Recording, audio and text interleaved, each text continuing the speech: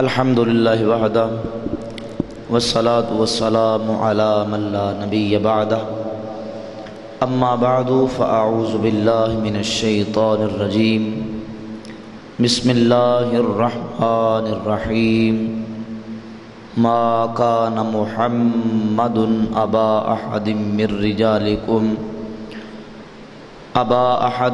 رجالکم ولکن رسول اللہ وخاتم النبیین وکان اللہ بکل شیء علیما صدق اللہ مولانا العظیم وصدق رسولہ النبی الکریم الامین ان اللہ وملائکتہ یصلون علی النبی یا ایہا الذین آمنوا صلوا علیہ وسلموا تسلیما۔ مل کے محبت سے درود شریف پڑھیے۔ الصلاۃ والسلام علیکہ یا سیدی یا رسول اللہ وعلی آلک واصحابک یا سیدی یا حبیب اللہ۔ الصلاۃ والسلام علیکہ یا سیدی یا نبی اللہ وعلی آلک واصحابک یا سیدی یا رحمۃ للعالمین۔ حمد و صلاۃ کے بعد معزز و محترم دوستو، بحمدہ تعالی گزشتہ دو اسباق میں بندہ نچیز نے آپ احباب کے سامنے قرآن مجید، فرقان حمید، احادیث طیبات اور اجماع امت کی روشنی میں عقیدہ ختم نبوت کی اہمیت کو دلائل و حقائق کے حوالے سے بیان کرنے کی سعادت حاصل کی، اور ساتھ ہی مرزا غلام احمد قادیانی کے دجل و فریب، اس کی کذب بیانیاں، اس کی اپنی کتابوں سے نکال کر حوالہ جات آپ کے سامنے رکھے کہ ایسا کذاب اور ایسا جھوٹ بولنے والا شخص جس کا اپنا کردار یہ ہو کہ جھوٹ اس کا وتیرہ ہو، جھوٹ اس کا طریقہ کار ہو، تو معمولی سی اور چھوٹی چھوٹی باتوں میں جو بندہ کذب بیانی کرنے والا، جھوٹ بولنے والا ہو، تو اس سے یہ بات بعید نہیں ہے کہ وہ مسئلہ نبوت کے حوالے سے بھی کذب بیانی کا ارتکاب کرے، جھوٹ بولے۔ اس کے ساتھ ساتھ انشاءاللہ تبارک و تعالی آج کے اس سبق میں مرزا غلام محمد قادیانی کے مختصر سے ابتدائی حالات اور اس کی بیان کردہ پیشین گوئیاں جو اس نے بڑے دعوے کے ساتھ بیان کی، اور کہا کہ یہ میں اس بات کی پیشین گوئی کرتا ہوں، فلاں بات کی پیشین گوئی کرتا ہوں، تو اگر میری یہ بات جھوٹی نکلے تو میں جھوٹا اور میرے سارے دعوے جھوٹے۔ تو جو مرزے نے پیشین گوئیاں کیں اس کی پیشین گوئیاں پوری نہ ہوئیں، انشاءاللہ وہ بھی آپ کے سامنے بیان کریں گے۔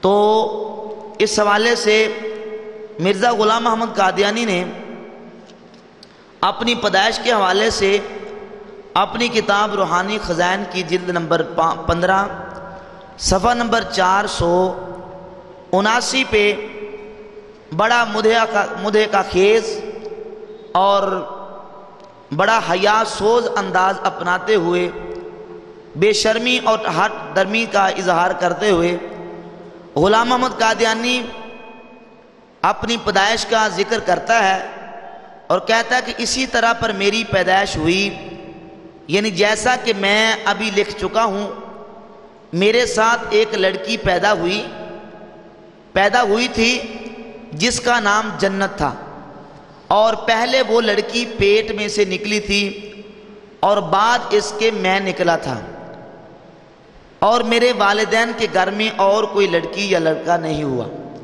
انہیں اپنی پیدائش کا اور اپنے پیدا ہونے کا بیان کرتے ہوئے کس طرح کھلے انداز میں اور بے حیائی کے طریقے پر انداز میں بیان کرتا ہے کہ پہلے لڑکی باہر نکلی، پھر بعد میں باہر نکلا۔ یعنی حالانکہ جو بندہ سوچ سمجھ کا مالک ہوتا ہے، عقل کا مالک ہوتا ہے، وہ ایسا گھٹیا قسم کا انداز اختیار کر کے ایسی گفتگو اور ایسی لچر باتیں نہیں کرتا۔ تو اپنی ولادت کا اور اپنے پیدا ہونے کا انداز اس نے یہ بیان کیا کہ پہلے میری ہمشیرہ نکلی تھی اور بعد میں میں نکلا تھا. تو ایسی جب وہ ایسا غلط قسم کا لچر قسم کا انداز اختیار کرنا یہ مرزا غلام احمد قادیانی کا طریقہ کار تھا. اور اس حوالے سے کل بھی میں نے بیان کیا کہ مرزا قادیانی اس نے غیر مقلدین وہابیہ اور شیعہ استاذوں سے ابتدائی تعلیم حاصل کی. صرف، نحو اور منطق، بلاغت وغیرہ کی کتابیں شیعہ اور وہابی غیر مقلدین حضرات سے پڑھی. اور اس کا علاقہ ضلع گرداسپور تھا. گرداسپور کے قریب ایک شہر تھا قادیان کا رہنے والا تھا. اور جب تھوڑا سا پڑھ لے کے اسے ایک شوق پیدا ہوا کہ میں دل کرتا ہے کہ میں مختاری کا امتحان دے کے تو مختاری میں پاس ہو کے تو میں کوئی اچھا افسر یا کسی اعلیٰ عہدے پر فائز ہو جاؤں. تو سیرت المہدی کے صفحہ نمبر 142 پہ خود اس کے بیٹے نے لکھا، اس واسطے سے آپ نے مختاری کے امتحان کی تیاری شروع کر دی اور قانونی کتابوں کا مطالعہ شروع کیا، پر امتحان میں کامیاب نہ ہوئے. تو جو مختاری کے امتحان میں کامیاب نہ ہو سکا اس کی ذہانت کا اور اس کے دماغ کا آپ خود اندازہ لگا سکتے ہیں کہ کیسا بد دماغ آدمی تھا جو مختاری کے امتحان میں بھی پاس نہ ہو سکا. اور اسی والے سے میں نے کل بیان کیا تھا کہ مرزے نے کس طرح تعلیم حاصل کی، کس طرح اس نے اپنا انداز اختیار کیا. اب اس کے وہ دعاوی بیان کیے جائیں گے. 1880 میں مرزا قادیانی نے ملہم من اللہ ہونے کا دعویٰ کیا. یہ سابقہ دروس میں میں نے ستی سے انداز میں تھوڑا سا بیان کیا تھا، لیکن آج حوالہ جات آپ تحریر فرما لیں. 1880 میں ملہم من اللہ مطلب یہ ہے کہ اسے اللہ کی طرف سے الہام ہوتا تھا، اس کے ذہن میں باتیں آتی تھی، اللہ کی طرف سے الہام ہوتا تھا. صرف ملہم من اللہ ہونے کا دعویٰ تھا 1880 تک. اور پھر جب 1882 آیا، جلد 13 صفحہ 201 پہ خود مرزا قادیانی نے 1882 میں مجدد ہونے کا دعویٰ کیا اور کہا کہ پھر جب 13ویں صدی کا آخر ہوا اور 14ویں صدی کا ظہور ہونے لگا تو خدا تعالیٰ نے الہام کے ذریعہ سے مجھے خبر دی کہ تو اس صدی کا مجدد ہے. تو 1882 میں کس بات کا دعویٰ کیا؟ مجددیت کا. بولے نا کس بات کا دعویٰ کیا؟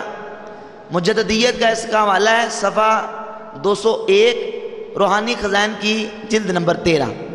اور 1891 آیا تو پھر مرزا نے مسیح موعود ہونے کا دعویٰ کیا. روحانی خزائن کی جلد نمبر 3 صفحہ نمبر 442 پہ لکھتا ہے، جعلناک المسیح ابن مریم، کہ یعنی اللہ نے مرزے کو وحی کی کہ ہم نے تجھ کو مسیح ابن مریم بنایا. ان کو کہہ دے کہ میں عیسیٰ کے قدم پر آیا ہوں. یہ کہیں گے کہ ہم نے پہلوں سے ایسا نہیں سنا، سو تو ان کو جواب دے کہ تمہارے معلومات وسیع نہیں، خدا بہتر جانتا ہے. یعنی اس عبارت سے واضح ہوتا ہے کہ مرزا غلام احمد قادیانی نے مسیح ہونے کا دعویٰ کیا. اب اس کے دعووں کو دیکھتے جائیں اور اندازہ لگائیں کہ کس انداز سے یہ گرکٹ کی طرح رنگ بدلتا رہا اور کس انداز سے مختلف دعوے کرتا کرتا نبوت کے دعوے تک پہنچا. پھر 1898 میں آ کے جلد 13 صفحہ نمبر 495 پہ، جلد 13 صفحہ نمبر 495، 1898 میں آ کے لکھتا ہے، اب بالآخر یہ سوال باقی رہا کہ اس زمانہ میں امام الزمان کون ہے جس کی پیروی تمام عام مسلمانوں اور زاہدوں اور خواب بینوں اور ملہموں کو کرنی خدا تعالیٰ کی طرف سے فرض قرار دیا گیا ہے.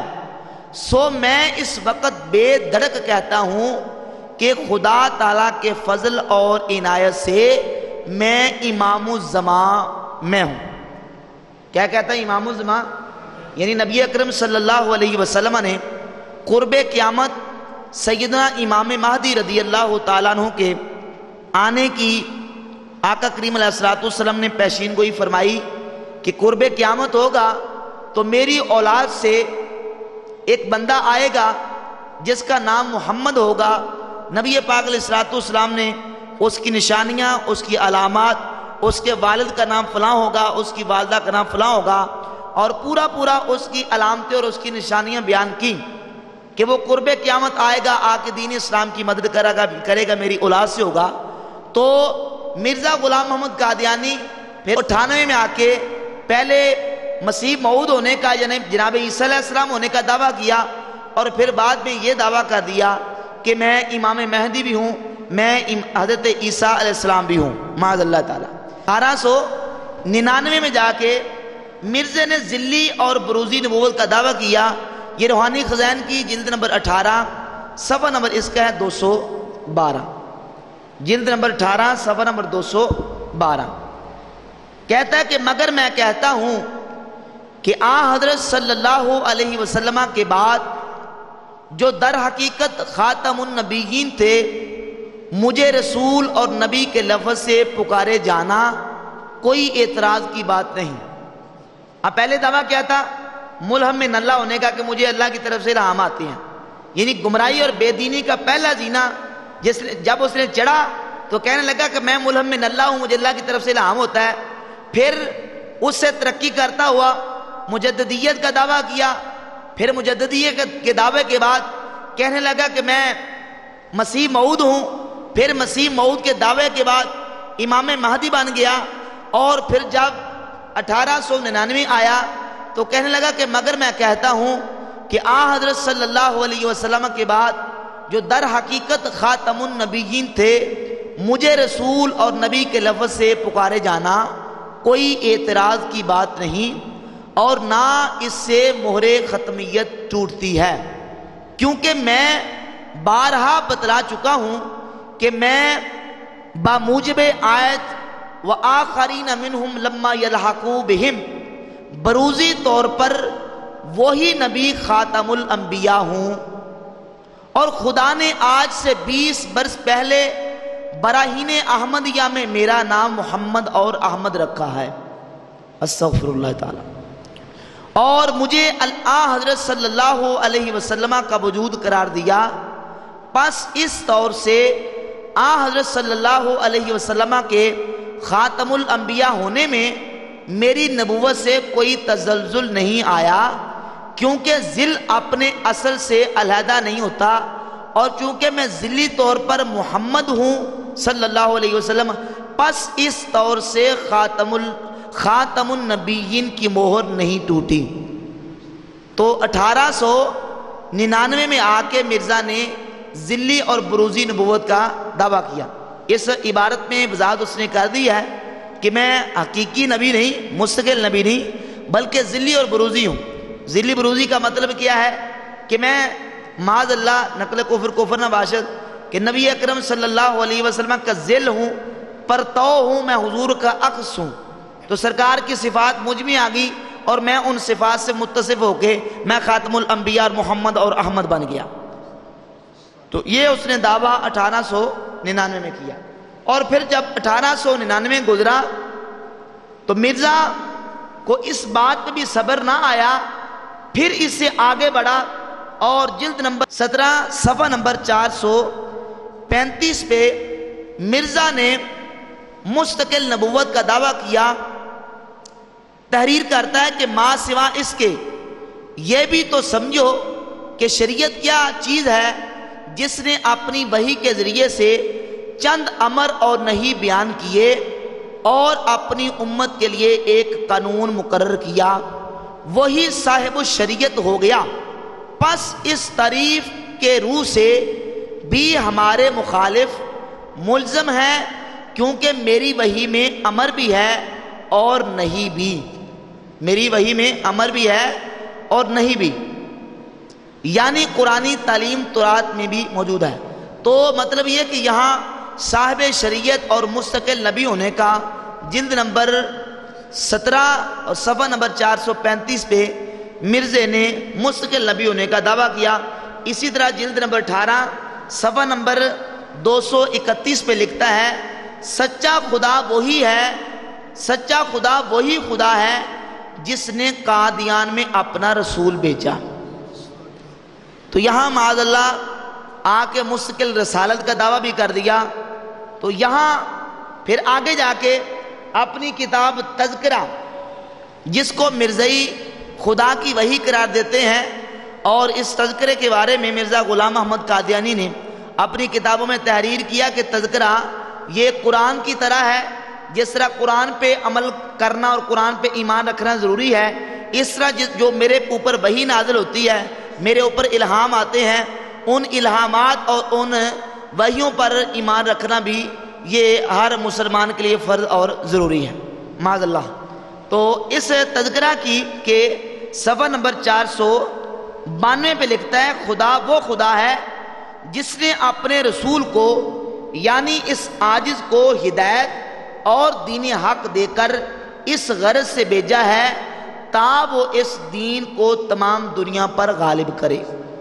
حالانکہ یہ آیہ مبارکہ هو الذی ارسل رسولہ بالہدی ودین الحق لیظہرہ علی الدین کلہ ولو کرہ المشرکون، یہ آیہ مبارکہ نبی اکرم صلی اللہ علیہ وسلم پہ نازل ہوئی، اور اس دین کے غالب ہونے سے مراد دین اسلام کا تمام ادیان پر غلبہ ہے۔ لیکن مرزا قادیانی کذاب و دجال اس آیہ مبارکہ کا مصداق اپنے آپ کو ٹھہرا کے معاذ اللہ یہ ثابت کرنے کی کوشش کرتا ہے کہ مرزا کا بنایا ہوا یہ دھرم جو ہے وہ باقی تمام دینوں پر غالب آئے گا۔ حالانکہ اللہ کریم جل شانہ نے اس آیت میں نبی کریم علیہ السلام کے دین کا ذکر فرمایا کہ حضور اکرم صلی اللہ علیہ وسلم جو دین لے کے آئے ہیں وہ دین اللہ تمام ادیان پر غالب فرما دے گا۔ پھر اپنی کتاب روحانی خزائن کی جلد نمبر 18 صفحہ نمبر 211 پہ آپ نے نبی اور رسول ہونے کا تذکرہ کرتا ہے۔ معاذ اللہ لکھتا ہے کہ نام محمد اور احمد سے مسمى ہو کر میں رسول بھی ہوں اور نبی بھی ہوں، یعنی بھیجا گیا بھی اور خدا سے غیب کی خبریں پانے والا بھی۔ تو یہاں مستقل رسالت کا دعویٰ بھی کیا، نبوت کا دعویٰ بھی کر دیا۔ اور یہیں تک بس نہیں کہ نبوت اور رسالت کا دعویٰ کیا، بلکہ جلد نمبر 18 صفحہ نمبر 382 پہ مرزا غلام احمد قادیانی نے ان لوگوں کو مشرک اور کافر قرار دیا جو مرزے کی رسالت اور نبوت کے قائل ہے، یعنی پورے روئے زمین پر جہاں جس مقام پہ مسلمان آباد ہیں، اسلام کا نام لینے والے، جناب نبی اکرم نور مجسم جناب احمد مجتبیٰ محمد مصطفیٰ صلی اللہ علیہ وسلم کا کلمہ پڑھنے والے، نبی کریم علیہ السلام کے غلام جو مرزے پہ ہزاروں اور لاکھوں کروڑوں مرتبہ لعنت بھیجتے ہیں، مرزے نے ان سب کو کافر اور مشرک قرار دیا۔ کیوں کہتا ہے کہ میں رسول ہوں، نبی ہوں؟ ایک تو ظلم بالا ظلم یہ کہ نبوت اور رسالت کا دعویٰ کیا، اور اوپر سے جلد نمبر 18 صفحہ نمبر 382 پہ لکھتا ہے کہ جو مجھے نبی رسول نہ مانے وہ کافر ہے، وہ مسلمان نہیں۔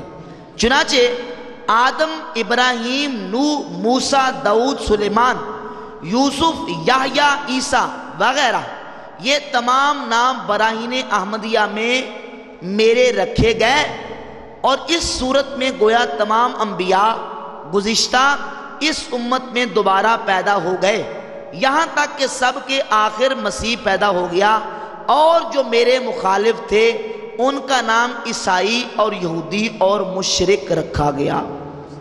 یعنی جو بندہ دنیا میں مسلمان مومن مرزا قادیانی کی مخالفت کرتا ہے، معاذ اللہ وہ مشرک ہے، وہ یہودی ہے، وہ عیسائی ہے مرزے کے نزدیک۔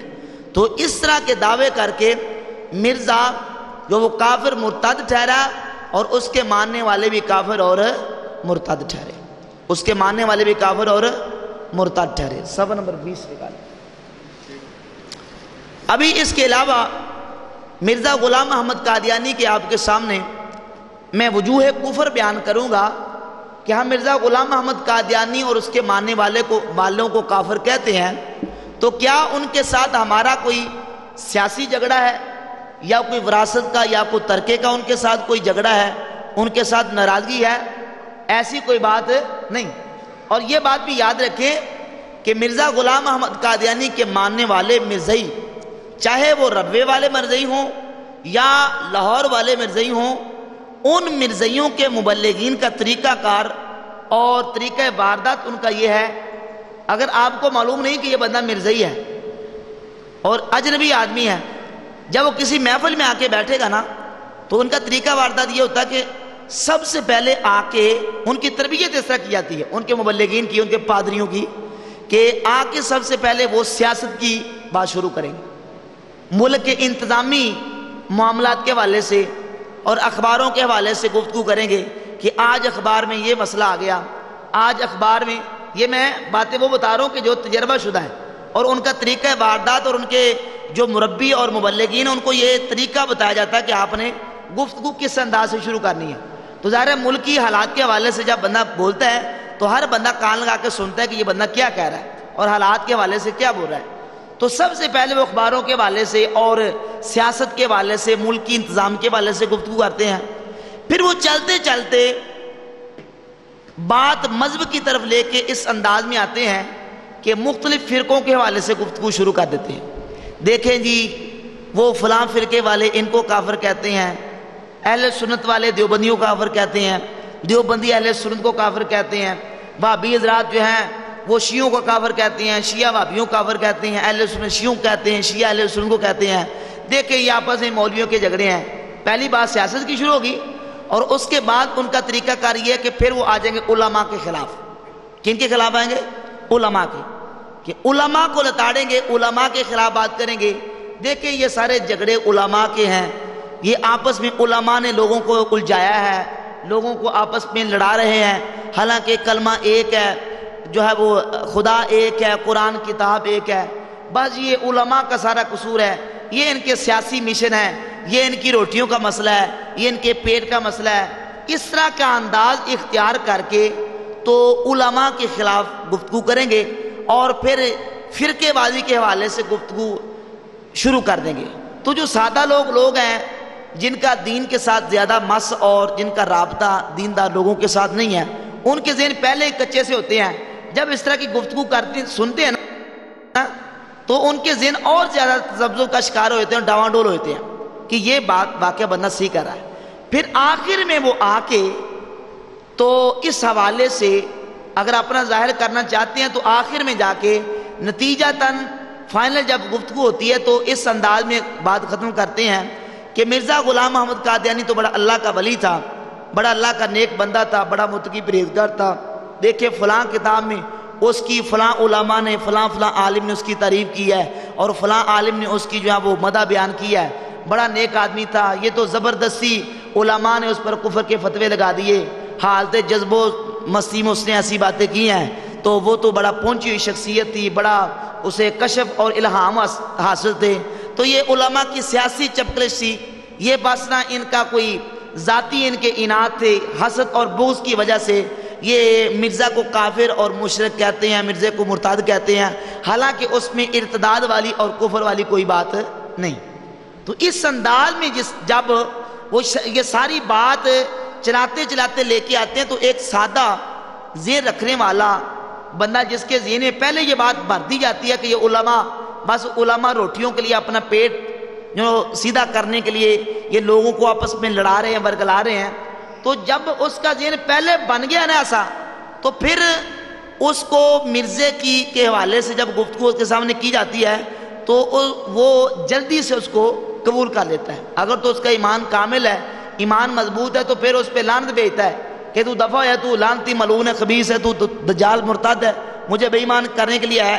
لیکن اگر ذہن کچا ہو، پختہ نہ ہو، تو پھر کئی ایسے لوگ ہیں جو ان کی اس طرح کی چکنی چبڑی باتیں سن کے وہ گمراہی اور بے دینی کا شکار ہو جاتے ہیں۔ پاکستان میں کم، خصوصاً انگلینڈ وغیرہ یا دیگر جو باہر کے ممالک میں مسلمان رہتے ہیں، میرے پاس کافی ساری ایسی دستاویزات مرزائیوں کی پڑھی ہیں کہ مرزائی کس انداز سے باہر کے ملکوں میں دوسرے ممالک میں جا کے کام کر رہے ہیں، آپ سوچیں گے دیکھیں گے تو حیران رہ جائیں گے کہ یہاں تو مرزائیوں کو اپنے عبادت خانوں کو مسجد کہنے کی اجازت نہیں ہے۔ بولو مسجد کہنے کی اجازت، یہاں اپنی پکار کو وہ اذان نہیں کہہ سکتے، اپنا وہ جمعے کے دن جو کٹھ کرتے ہیں اس کو جمعہ نہیں کہہ سکتے۔ اس کے علاوہ دیگر جتنی بھی اسلامی اصطلاحات ہیں اپنے وہ مربیوں کو مبلغین کو عالم نہیں کہہ سکتے، علماء مولوی علماء نہیں کہہ سکتے، ان کو مبلغ کہتے ہیں یا مربی کہتے ہیں، عالم ان کو نہیں کہتے۔ تو جتنی بھی اسلامی اصطلاحات ہیں ملک پاکستان میں بحمدہ تعالی ان پر یہ پابندی ہے کہ وہ اسلامی اصطلاحات کو استعمال نہیں کر سکتے۔ لیکن باہر کے ممالک میں خصوصاً انگلینڈ وغیرہ، میرے پاس ان کا مجلہ آتا ہے 15 روزہ پیغام صلح، میں نے وہ مستقل لگوایا پیغام صلح، اس میں تقریباً ہر ماہ بعد ہر ہفتے کا جو جتنا بھی ان کا طریقہ کار جو باہر کے ملکوں میں کرتے ہیں وہ تصویریں باقاعدہ شائع کرتے ہیں کہ آج ہمارے امیر صاحب فلاں اس ہفتے میں فلاں شہر میں گئے، فلاں ملک میں گئے، وہاں جا کے اتنے لوگوں کو مسلمان کیا، اتنے لوگوں کو کلمہ پڑھایا، فلاں مقام پہ ہم نے مسجد بنا دی، فلاں مقام پہ ہم نے مدرسہ بنا دیا۔ اس انداز سے باہر کے ملکوں میں کام کر رہے ہیں۔ تو الحمدللہ ہمارے ان دروس کی سی ڈی بھی بن رہی ہے، انشاءاللہ تبارک و تعالیٰ مرزائیوں کے رد میں جو یہ سارا مواد ہے انشاءاللہ انٹرنیٹ پہ بھی جائے گا، اور نہ صرف پاکستان میں رہنے والے لوگ اس سے استفادہ کریں گے بلکہ انشاءاللہ تبارک و تعالیٰ جل مجدہ الکریم جو مسلمان دوسرے ملکوں میں باہر رہتے ہیں ان کو بھی اس درس سے استفادہ انشاءاللہ ضرور نصیب ہوگا۔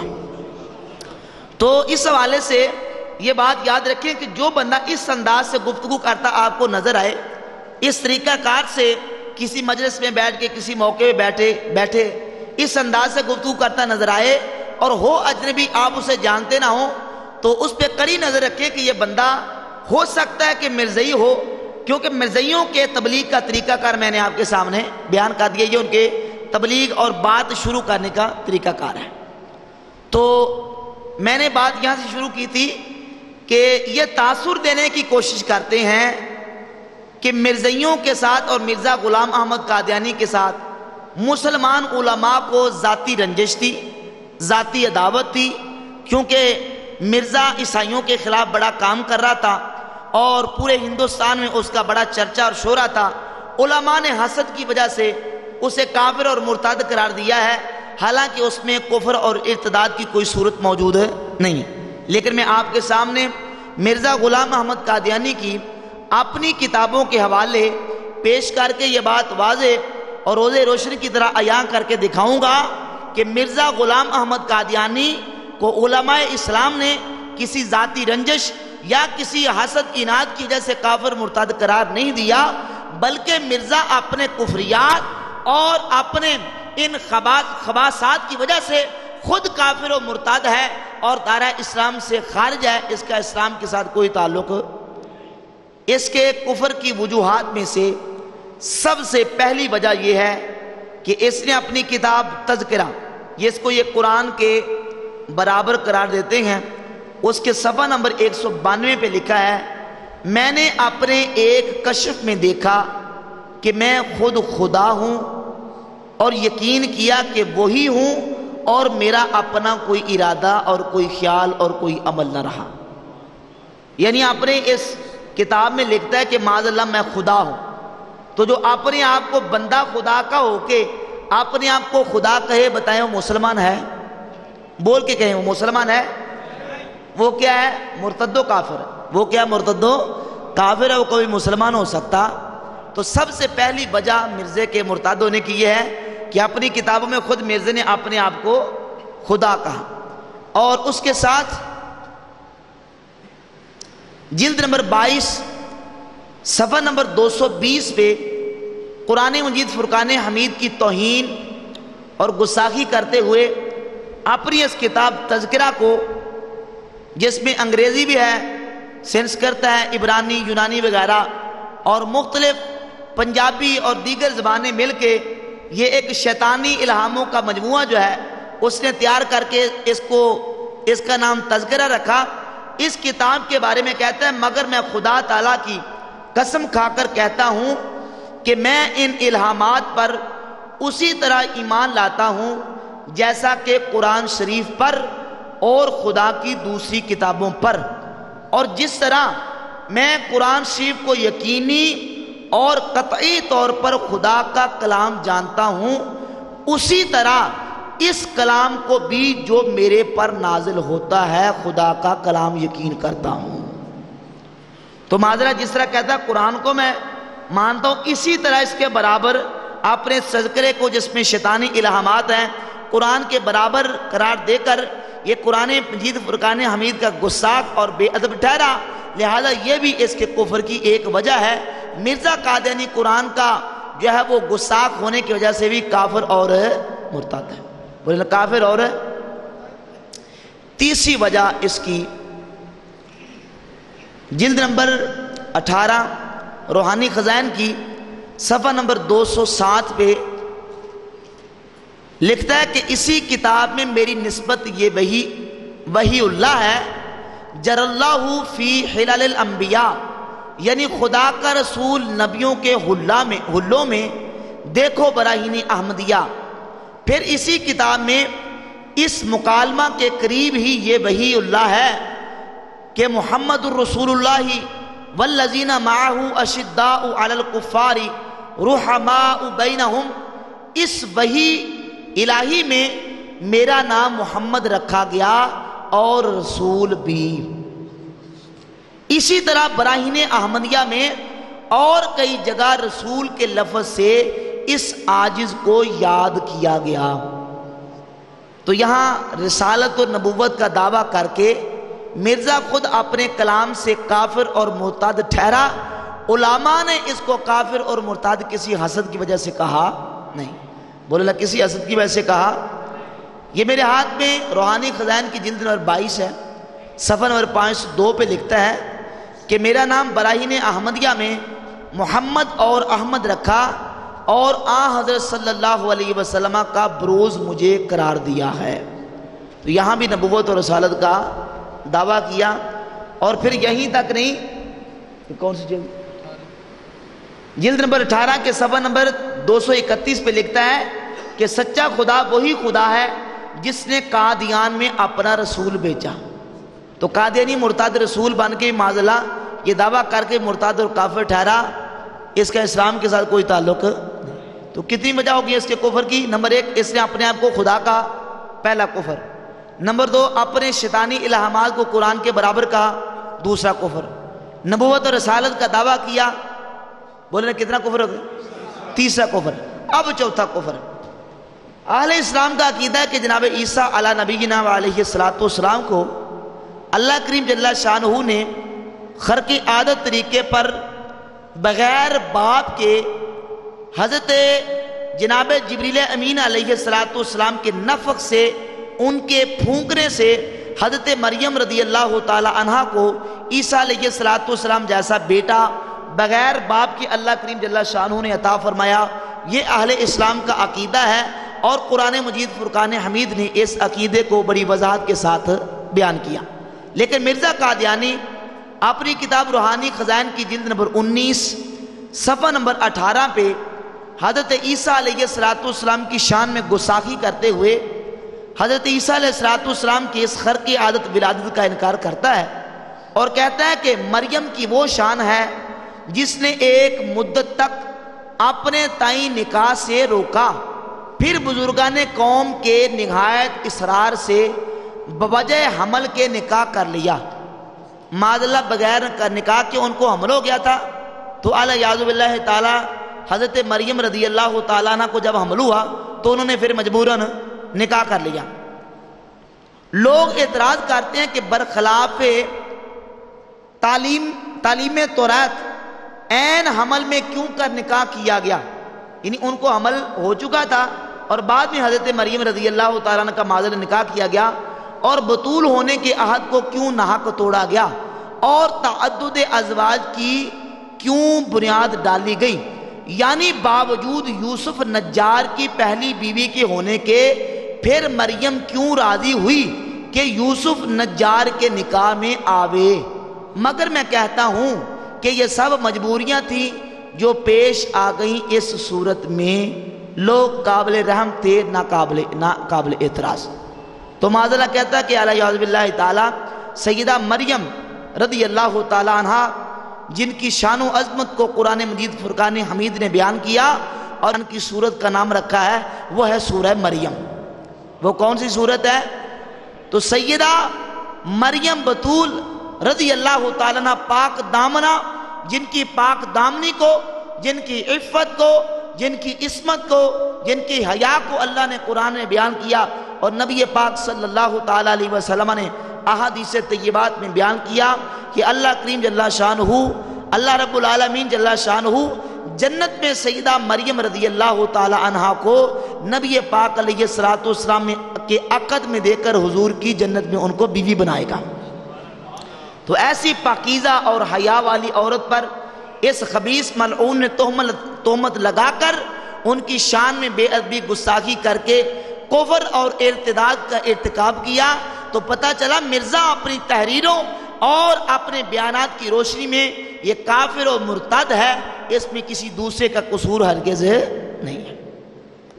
اسی طرح مرزا غلام احمد قادیانی اپنی کتاب روحانی خزائن کی جلد نمبر 11 صفحہ نمبر اس کا 290 ہے، لکھتا ہے کہ اس میں مرزا غلام احمد قادیانی نے حضرت عیسیٰ علیہ السلام کے معجزوں کا انکار کیا. عیسیٰ علیہ السلام اللہ کے رسول تھے، نبی تھے، اولو العزم پیغمبر تھے، جن کو خالق کائنات نے دنیا میں بے شمار معجزے عطا فرما کے مبعوث فرمایا. عیسیٰ علیہ السلام کا قرآن نے یہ معجزہ بیان کیا کہ جناب عیسیٰ علیہ السلام مٹی کی مٹھی بھر کے اس کا پرندہ بناتے اور پھر اس میں پھونک مارتے تو اللہ کریم اس میں حیات پیدا کرتا اور وہ جو ہے پرندہ وہ ہوا میں اڑنا شروع ہو جاتا. یہ اللہ کے نبی عیسیٰ علیہ السلام کا معجزہ ہے. بولے نا، حضرت عیسیٰ علیہ السلام کا معجزہ ہے. اللہ کے نبی عیسیٰ علیہ السلام کے بے شمار معجزے ہیں اور قرآن کریم فرقان حمید نے ان معجزوں کو بیان کیا. لیکن مرزا قادیانی اپنی کتاب روحانی خزائن کی جلد 11 صفحہ نمبر 290 پہ لکھتا ہے، صفحہ نمبر 290 پہ لکھتا ہے کہ عیسائیوں نے بہت سے آپ کے معجزات لکھے ہیں، مگر حق بات یہ ہے کہ آپ سے کوئی معجزہ نہیں ہوا اور اس دن سے کہ آپ نے معجزہ مانگنے والوں کو گندی گالیاں دی اور ان کو حرام کار اور حرام کی اولاد ٹھہرایا، اسی روز سے شریفوں نے آپ سے کنارہ کیا اور نہ چاہا کہ معجزہ مانگ کر حرام کار اور حرام کی اولاد بنے. معاذ اللہ تعالیٰ. یعنی عیسیٰ علیہ السلام کی بارگاہ میں لوگ آئے کہ آپ معجزہ دکھائیں، تو اللہ کے پیارے نبی تھے، معصوم نبی، تو معاذ اللہ ان کے بارے میں یہ بکواس مرزا قادیانی نے کی کہ عیسیٰ علیہ السلام نے ان کو گالیاں نکالی اور انہیں حرام زادے، حرام کار اور حرام کی اولاد قرار دیا. حالانکہ اللہ کے نبی کی شان سے بعید ہے اللہ کا رسول اور نبی ایسی لچر قسم کی گفتگو کر سکتا. اللہ کے نبی کی زبان بھی پاکیزہ ہوتی ہے، ان کی تربیت پاکیزہ ہوتی ہے. اللہ کے نبی اور رسول اس طرح کی گفتگو کر سکتے نہیں. تو یہ بھی عیسیٰ علیہ السلام کی شان میں گستاخی کر کے اور جناب عیسیٰ علیہ السلام کے معجزات کا انکار کر کے مرزا غلام احمد قادیانی خود اپنی تحریروں میں کے حوالے سے کافر و مرتد ٹھہرا، اس میں کسی کا قصور ہے نہیں. اسی طرح مرزا قادیانی حضرت عیسیٰ علیہ السلام کے معجزات کا انکار کرتے ہوئے اور ان کا مذاق اڑاتے ہوئے کس انداز میں گفتگو کرتا ہے. یہ میرے ہاتھ میں جلد نمبر 3 ہے، صفحہ نمبر 263. لکھتا ہے کہ مسیح کے معجزات تو اس تراب کی وجہ سے بے رونق اور بے قدرت تھے جو مسیح کی ولادت سے بھی پہلے مظہر عجائبات تھا، جس میں ہر قسم کے بیمار اور تمام مجزوم، مفلوج، مبروس وغیرہ ایک ہی غوطہ مار کر اچھے ہو جاتے تھے. لیکن بعد کے زمانوں میں جو لوگوں نے اس قسم کے خارق دکھلائے، اس وقت تو کوئی تالاب بھی موجود نہیں تھا، غرض یہ اعتقاد بالکل غلط اور فاسد اور مشرکانہ خیال ہے کہ مسیح مٹی کے پرندے بنا کر اور ان میں پھونک مار کر انہیں سچ مچ کے جانور بنا دیتا تھا، لیکن بلکہ صرف عمل طرب تھا جو روح کی قوت سے ترقی پذیر ہو گیا تھا۔ یہ بھی ممکن ہے کہ مسیح ایسے کام کے لیے اس تالاب کی مٹی لاتا تھا جس میں روح القدس کی تاثیر رکھی گئی تھی۔ بہرحال یہ معجزہ صرف ایک کھیل کی قسم میں سے تھا اور وہ مٹی در حقیقت ایک مٹی ہی رہتی تھی جیسے سامری کا گوسالہ۔ حالانکہ قرآن مجید فرقان حمید نے واضح طور پہ جناب عیسیٰ علی نبینا و علیہ الصلوۃ والسلام کے معجزات کو بیان کیا، اور عیسیٰ علیہ الصلوۃ والسلام کے قول کو قرآن نے حکایتاً بیان کیا۔ عیسیٰ علیہ الصلوۃ والسلام فرماتے ہیں انی اخلق لکم من الطین کہیئۃ الطیر فانفخ فیہ فیکون طیرا باذن اللہ، کہ میں مٹی کی مورت بنا کے اس میں پھونک مارتا ہوں تو وہ پرندہ بن کے ہوا میں اڑنا شروع کر دیتا ہے۔ تو واضح طور پر دو ٹوک کلمات میں قرآن نے ان کے معجزے کو بیان کیا، لیکن مرزا غلام احمد قادیانی حضرت عیسیٰ علی نبینا و علیہ الصلوۃ والسلام کے ان مبارک معجزات کا انکار کر کے مرتد و کافر اور ملعون ٹھہرا۔ اس میں کسی دوسرے کا قصور ہرگز نہیں ہے۔ یہ جلد نمبر 16 ہے، صفحہ نمبر اس کا ہے 17۔ مرزے کے وجوہ کفر میں سے چھٹا کفر، کتنے نمبر کفر؟ پہلا کون سا تھا؟ خدا ہونے کا دعویٰ، یہ اس کا کفر ہے۔ دوسرا کون سا تھا؟ قرآن مجید کا کے برابر اپنے الہامات شیطانی کو ٹھہرانا، یہ دوسرا کفر۔ تیسرا کفر کون سا تھا؟ نبوت کا دعویٰ کرنا۔ چوتھا کفر عیسیٰ علیہ الصلوۃ والسلام کے بن باپ ہونے کا انکار، اور پانچواں کفر جناب عیسیٰ علیہ الصلوۃ والسلام کے معجزات کا انکار۔ اور اب چھٹا کفر ہے جہاد اسلامی کا انکار۔ مسلمانوں کو اللہ کریم جل شانہ نے جہاد کی دولت عطا فرمائی، اور میرے کریم آقا علیہ الصلوۃ والسلام نے فرمایا الجہاد ماضٍ، جہاد جاری رہے گا قیامت تک۔ اللہ کریم جل شانہ کا کلمہ بلند کرنے کے لیے مسلمان اعدائے دین کے خلاف اور کفار و مشرکین کے خلاف جہاد کرتے رہیں گے۔ آج تک امت مسلمہ اس بات پہ متفق ہے کہ جہاد کا اللہ کریم جل شانہ نے مومنوں مسلمانوں کو حکم عطا فرمایا اور قیامت تک جہاد جاری رہے گا۔ لیکن جہاد کا انکار کرتے ہوئے مرزا غلام احمد قادیانی نے اپنی کتاب روحانی خزائن کی جلد نمبر 16 صفحہ نمبر 17 پہ لکھا، یعنی سمجھ لیں کہ آسمان کے دروازوں کے کھلنے کا وقت آ گیا ہے، اب سے زمینی جہاد بند کیے گئے اور لڑائیوں کا خاتمہ ہو گیا، جیسا کہ حدیثوں میں پہلے لکھا گیا تھا کہ جب مسیح آئے گا تو دین کے لیے لڑنا حرام کیا جائے گا، سو آج سے دین کے لیے لڑنا حرام کیا گیا۔ اب اس کے بعد جو دین کے لیے تلوار اٹھاتا ہے اور غازی نام رکھا کر کافروں کو قتل کرتا ہے وہ خدا اور اس کے رسول کا نافرمان ہے، معاذ اللہ۔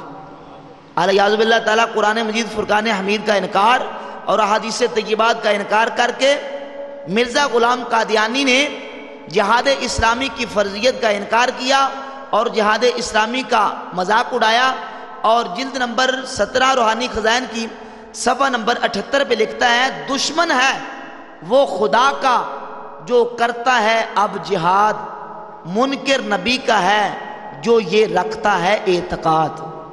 معذاللہ کہتا ہے کہ جو جہاد کرتا ہے اور جہاد کرنے کا عقیدہ رکھتا ہے وہ نبی کا منکر ہے، خدا کا دشمن ہے۔ حالانکہ جہاد کرنے والا تو اللہ کا محبوب ہے اور اللہ کریم جل شانہ کی بارگاہ میں پسندیدہ ہے، اور اللہ رب العالمین جل شانہ جہاد کرنے والے کو کتنا بلند و بالا جنت میں مقام عطا فرمائے گا۔ لیکن مرزا قادیانی جہاد اسلامی کا انکار کر کے کافر و مرتد اور ملعون ٹھہرا، اس میں کسی دوسرے کا جو ہے وہ قصور نہیں ہے۔ تو مرزا غلام احمد قادیانی کے کفریات کے حوالے سے یہ چند کفریات میں نے آپ کے سامنے بیان کیے ہیں۔ اسی طرح بس آخری عنوان کے حوالے سے بات ہوگی مرزے کی جھوٹی پیشین گوئیاں۔ مختلف موقعوں پہ مرزا غلام محمد قادیانی اپنی ناپاک زبان سے مختلف موقعوں پہ پیشین گوئیاں کرتا رہا کہ فلاں کام فلاں موقع پہ ہوگا، فلاں ہو جائے گا، فلاں ہو جائے گا، لیکن بے شمار ایسی پیشین گوئیاں تھیں جو اس کے کہنے کے مطابق نہ ہو سکی۔ ان میں سے ایک پیشین گوئی مرزے نے یہ کی تھی، 50 سال کی تقریباً عمر کو پہنچ گئے کہ مرزا غلام محمد قادیانی کا جو ہے وہ محمدی بیگم کے ساتھ نکاح ہوگا۔ کس کے ساتھ نکاح ہوگا؟ محمدی بیگم کے ساتھ نکاح ہوگا، لیکن مرزا اس پیشین گوئی میں کامیاب نہ ہو سکا۔ جلد نمبر روحانی خزائن کی 3 ہے، صفحہ نمبر 305 لکھتا ہے کہ خدائے تعالیٰ نے پیش گوئی کے طور پر اس عاجز پر ظاہر فرمایا کہ مرزا احمد بیگ ولد مرزا گاما بیگ ہوشیار پوری کی دختر کلاں انجام کار تمہارے نکاح میں آئے گی، اور وہ لوگ بہت عداوت کریں گے اور بہت مانے آئیں گے اور کوشش کریں گے کہ ایسا نہ ہو، لیکن آخر کار ایسا ہی ہوگا۔ اور فرمایا کہ خدا تعالیٰ ہر طرح سے اس کو تمہاری طرف لائے گا، باقرہ ہونے کی حالت میں یا بیوہ کر کے، اور ہر ایک روک کو درمیان سے اٹھاوے گا اور اس کام کو ضرور پورا کرے گا، کوئی نہیں جو اس کو روک سکے۔ کہتا ہے کہ مجھے خدا کی طرف سے الہام ہوا ہے، مجھے وہی ہوئی ہے کہ وہ جو محمدی بیگم ہے تیرا اس کے ساتھ ہر حالت میں نکاح ہوگا، وہ سیبہ ہو یا باقرہ ہو، نکاح ہونے کے بغیر ہو جائے یعنی اس کی دوسری شادی ہونے سے پہلے ہو جائے، یا اس کی اگر دوسری شادی ہو بھی جائے تو وہ بیوہ ہو جائے گی، لیکن مرزے کے ساتھ اس کا نکاح ضرور ہوگا۔ لیکن مرزا مر گیا، جہنم رسید ہو گیا، محمدی بیگم کا مرزے کے ساتھ نکاح نہ ہو سکا، اور مرزے کی قسمت پہ محمدی بیگم نہ ہو سکی، اس کے گھر نکاح کر کے نہ آ سکی، مرزا اس میں جھوٹا نکلا، یہ مرزے کی پیشین کوئی سچی نہ نکلی۔ حالانکہ اللہ کا نبی جب زبان سے اپنی زبان مبارک سے جو بات کہہ دے، نبی کا مقام تو براء البراء ہے۔ حدیث میں آتا ہے کہ اگر اللہ کا بندہ، یہ چند دنوں پہلے میں نے کلاس میں حدیث مشکات شریف میں پڑھائی کہ نبی پاک علیہ السلام نے فرمایا لو اقسم اللہ لا برہ، اگر بندہ مومن اللہ پر قسم کھا لے کہ یا اللہ کی قسم کھاتا ہوں یہ کام ایسا ہی ہوگا، لابرہ، اللہ اپنے بندے کو جھوٹا نہیں ہونا دیتا۔ اللہ کریم جیسے اللہ کا بندہ قسم کھاتا ہے اللہ ویسے ہی کر دیتا ہے، اللہ ویسے ہی۔ یہ مومن کی شان ہے۔ یہ کس کی شان ہے؟ مومن کی شان۔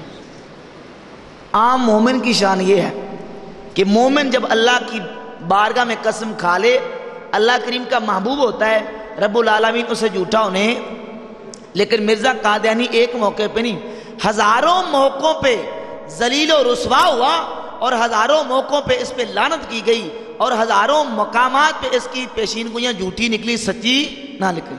پھر مرزا قادیانی نے ایک عیسائی تھا عبداللہ آتھم، عیسائی اس کا نام تھا، مرزا کی اس کے ساتھ وہ لڑائی رہی ہے، 3-4 بندے تھے مخصوص جن کے ساتھ مرزا لڑتا رہا، ان کے ساتھ مناظرے مباحثے، ان کے ساتھ مجادلے کرتا رہا۔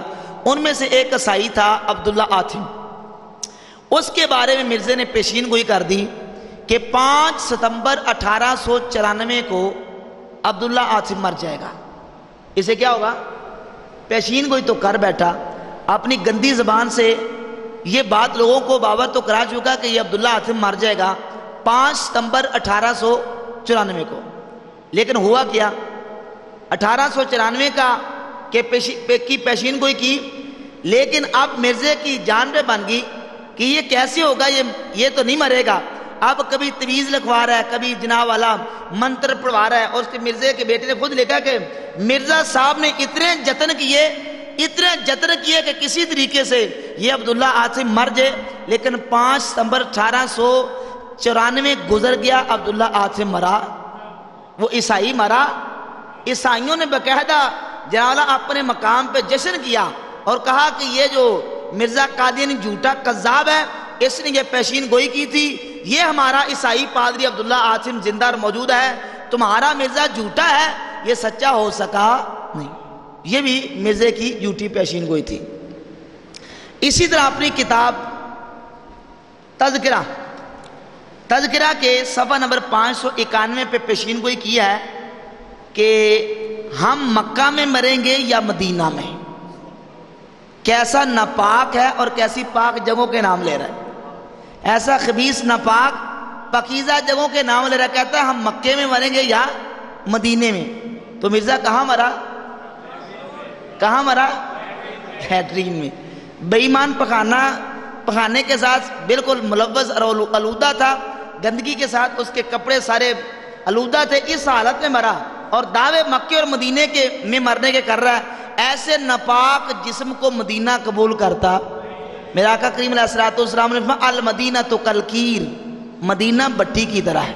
مدینہ بٹی ہے نا، اس میں کوئی چیز رکھ کے، سنارا وغیرہ یا کوئی چیز آپ رکھ کے اس میں جناب اوپر رکھے تو وہ اس پہ جو میل کچیل گندگی ہوتی ہے نا، وہ بٹی اس میل کچیل گندگی کو صاف کر کے باہر پھینک دیتی ہے، اپنے اندر رکھتی۔ المدینہ تو کلکیر، مدینہ منافق کافر مرتد کے جسم کو قبول کرتا۔ اس میں بے شمار واقعات موجود ہیں، اور جو اولیاء کرام انہوں نے یہ واقعات بیان کیے ہیں کہ اگر کسی بے ایمان کو مدینے کی سرزمین میں دفن کر بھی دیا جائے، اللہ کریم جل شانہ اپنی قدرت سے اس غلیظ کے ناپاک جسم کو مدینہ شریف کی زمین سے باہر کر کے کسی عاشق مدینہ کو وہاں دفن کر دیتا ہے۔ مفتی احمد یحییٰ نعیمی رحمۃ اللہ نے اس طرح کا ایک واقعہ بیان کیا ہے کہ ایک عورت تھی، لڑکی، اس نے اسلام قبول کیا، ہندوستان میں رہتی تھی۔ تو واقعہ لمبا لیکن مختصر اشارہ کر دیتا ہوں۔ تو وہ اسلام کی گرویدہ ہوگی، اسلام کا کلمہ پڑھ لیا، مسلمان ہوگی۔ تو اپنے استاد کو جو اسے پڑھانے کے لیے آتا تھا، مسلمان تھا، اسے کہہ دیا کہ میں مسلمان ہو گیا، اگر میں مر گئی تو میرا جنازہ پڑھا کے مجھے دفن کر دینا۔ تو استاد نے بالکل ویسے ہی اس کے کہنے پر عیسائیوں نے اسے اپنے طریقے پہ سارا کچھ کر لیا، لیکن وہ مسلمان جا کے اس کا جنازہ پڑھایا۔ تو اسی مسلمان استاد کو خواب میں جب اشارہ ہوتا ہے تو سارا معاملہ واضح اور کلیئر ہو گیا کہ اس لڑکی کو دفنایا تو ہندوستان کے علاقے میں گیا ہے، لیکن اللہ کریم جل شانہ نے اس لڑکی کو یہ اعزاز عطا فرمایا کہ خالق کائنات نے فرشتوں کو حکم دیا، فرشتے جو ہے اس کی میت کو نکال کے انہوں نے مدینہ طیبہ میں دفن کر دیا، اور وہاں سے ایک بے ایمان کے جسم کو نکال کے، جو سابقہ عیسائی عورت تھی بعد میں مسلمان ہوئی، اس کی قبر میں بے ایمان کو دفن کر دیا گیا۔ تو کہنے کا مقصد یہ کہ مدینہ شریف بٹھی کی طرح ہے، وہ کسی منافق اور کافر کے جسم کو قبول کرتا۔ تو مرزا قادیانی جیسا ملعون مرتد اور خبیث ناپاک جسم کبھی مدینہ اور مکہ کی سرزمین میں دفن ہو سکتا؟ تو کیا کہتا ہم مکے میں مریں گے یا، لیکن مرا ہے لاہور میں برنت روڈ، یہ احمدیہ مارکیٹ ہے، سرخ رنگ کی، آپ جائیں نا یہاں سے شالمی سے آگے تو برنت روڈ میں جاتے ہی بائیں ہاتھ میں سرخ رنگ کی مارکیٹ بہت بڑی ہے، احمدیہ مارکیٹ اس کو کہتے ہیں۔ تو یہاں خبیث مرا تھا ناپاک نجس، اس کو مکے مدینے میں مرنا نصیب ہوا۔ تو یہ بھی اس کی جھوٹی پیشین گوئی تھی جو سچی ہو سکی نہیں۔ تذکرہ کے صفحہ 39 پہ ایک اور پیشین گوئی لکھتا ہے، کہتا ہے کہ مولوی محمد حسین بٹالوی، ایڈیٹر رسالہ اشاعت السنہ، یہ مولوی محمد حسین بٹالوی بھابیوں کا بہت بڑا چوٹی کا مولوی تھا اور مرزا قادیانی کا بڑا جگری یار تھا۔ یہ اشاعت السنہ کا رسالہ وہاں سے نکالتا تھا ہندوستان سے، مرزا کا بڑا جگری یار تھا۔ تو مولوی محمد حسین بٹالوی ایڈیٹر رسالہ اشاعت السنہ کے مکان پر جانے کا اتفاق ہوا، یار تھا نا اس کا۔ تو اس نے مجھ سے دریافت کیا کہ آج کل کوئی الہام ہوا ہے، کوئی شیطان آیا ہے؟ میں نے اس کو یہ الہام سنایا جس کو میں کئی دفعہ اپنے مخلصوں کو سنا چکا ہوں، اور وہ یہ ہے، وہ الہام کیا ہے؟ بکروں و سیبن، بکروں و سیبن۔ اس کا مطلب کیا؟ جس کے یہ معنی ان کی آگے، معنی یہ ہے کہ ہر ایک کے آگے میں نے ظاہر کیا کہ خدا تعالیٰ کا ارادہ ہے کہ وہ دو عورتیں میرے نکاح میں لائے گا، ایک بکر ہوگی یعنی غیر شادی شدہ اور دوسری بیوہ۔ چنانچہ یہ الہام جو بکر کے متعلق تھا پورا ہو گیا، اور اس وقت بوزر ہی تعالیٰ 4 پسر اس بیوی سے موجود ہیں اور بیوہ کے الہام کی انتظار ہے۔ لیکن کیا ہوا کہ مرزا غلام قادیانی انتظار کرتا کرتا مر گیا، دوسری بیوی اس کے نصیبوں میں، بولے دوسری نصیبوں میں نہیں ہوئی۔ یہ الہام اور اس کی پیشین گوئی بھی جھوٹی اور غلط ثابت ہوئی، اس وجہ سے مرزا قادیانی مرتد، جھوٹا اور کذاب ہے، یہ سچا نہیں۔ پھر آگے روحانی خزائن کی جلد نمبر 17 صفحہ نمبر 195 پہ لکھتا ہے، پیشین گوئی کیا کہ لیکن یہ پیش گوئی اب خاص طور پر مکہ معظمہ اور مدینہ منورہ کی ریل تیار ہونے سے پوری ہو جائے گی۔ 1902 کے قریب اس نے پیشین گوئی کی تھی کہ تقریباً 3 سال میں مکہ سے مدینہ، مدینہ سے مکہ جو ہے نا وہ ریل چل جائے گی اور چلے گی 1905 تک۔ کتنے تک؟ لیکن 1905 کو ٹرین چلی، بولے نا، تو اس کا دعویٰ تھا 1905 تک، لیکن مرزا مرتد خبیث مر گیا، جہنم رسید ہو گیا، اس کی پیشین گوئی پوری ہو سکی نہیں۔ تو یہ جھوٹی پیشین گوئیاں تھی مرزے کی، تو جس سے یہ بات واضح طور پر ثابت ہوتی ہے کہ مرزا کذاب و دجال تھا۔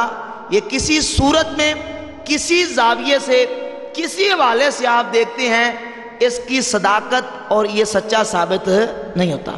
تو ایسا کذاب اور دجال جو ہے وہ کس منہ سے دعویٰ نبوت کا کرتا ہے، اس کے ماننے والوں کو شرم سے جب وہ ڈوب مارنا چاہیے۔ ایسے کذاب اور دجال کا کلمہ پڑھ کے آخرت کی بربادی کا سامان فراہم کر رہے ہیں۔ اللہ کریم جل شانہ ایسے بے ایمانوں سے ہم سب کو محفوظ فرمائے۔ اللہ کریم جل شانہ ہم سب کا یہاں مل بیٹھنا، سننا سنانا اپنی بارگاہ میں قبول فرمائے، اور وقت کے ہر فتنے سے، ہر شر سے ہم سب کو محفوظ فرمائے۔ اللہ کریم جل شانہ ہمارے ایمان کی سلامتی فرمائے، ایمان کی خیر فرمائے، اور دین کے دشمنوں اور دین کے باغیوں اور دین اسلام کے متعلق برا سوچنے والوں کے شر سے اللہ تعالی ہم سب کو محفوظ فرمائے، اور ان کا پورا پورا تعاقب کر کے ان کے ہاتھ کنڈے اور ان کے جو شبہات ہیں ان کے ازالے کر کے، ان کے جوابات تیار کر کے اپنے مسلمان بھائیوں کو، ان کے ایمان کو بچانے کی توفیق عطا فرمائے۔